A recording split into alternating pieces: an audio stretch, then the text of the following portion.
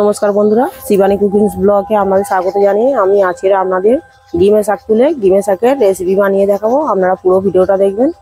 দেখুন বন্ধুরা, এই হচ্ছে ডিমের শাক। দেখুন কত সুন্দর হয়েছে, এই পুরো লাইন দিয়ে ভর্তি হয়ে আছে। আমি এইখান থেকে এই ডিমের শাকগুলো তুলে নেব।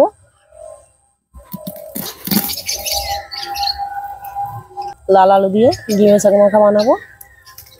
এই ডিমের শাক লাল আলু ভাতে দিয়েছিলাম, সিদ্ধ হয়ে গেছে।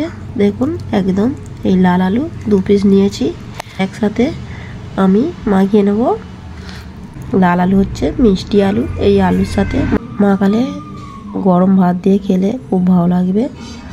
সর্ষের তেল দিয়ে মাখাবো, তেল দিয়ে দিচ্ছি, নুন, এইগুলো একসাথে মাখিয়ে নেব।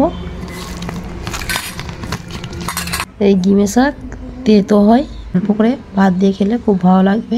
ডিমের শাক লাল আলুর মাখাটা আপনাদের ভালো লেগে থাকলে শিবানী কুকিং ব্লগে সাবস্ক্রাইব করবেন ও লাইক দেবেন।